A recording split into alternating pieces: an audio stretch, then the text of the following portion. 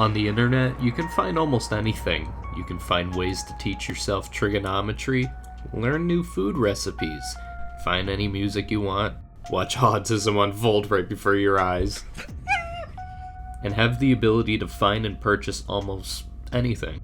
There's also those darker things.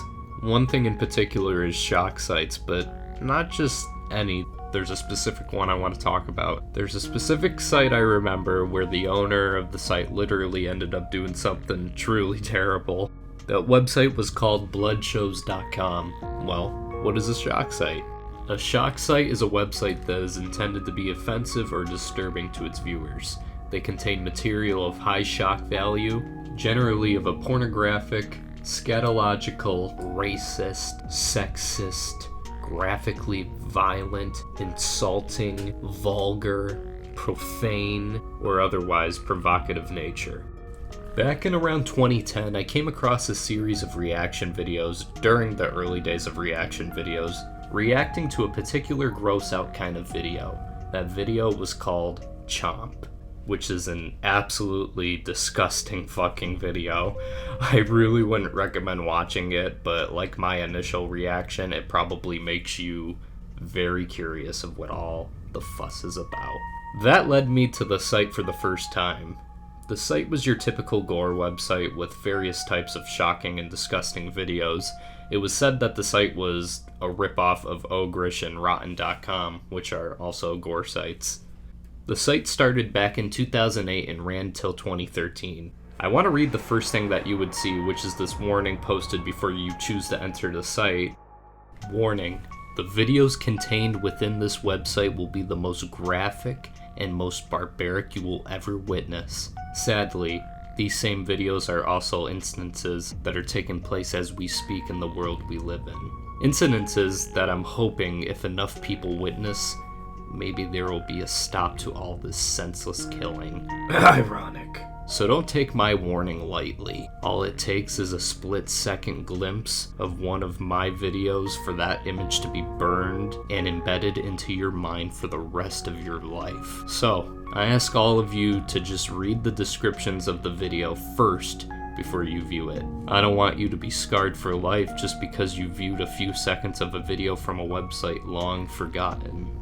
Within this website, you shall witness videos of beheadings, executions, dismemberment, hangings, suicides by train, suicides by fire, burned alive, firing squad, torture, extreme war footage, extreme self-abuse, extreme fetishes, videos of the demented, the deranged, the psychotic, and the insane. Very hardcore and epic stuff we're looking at right here.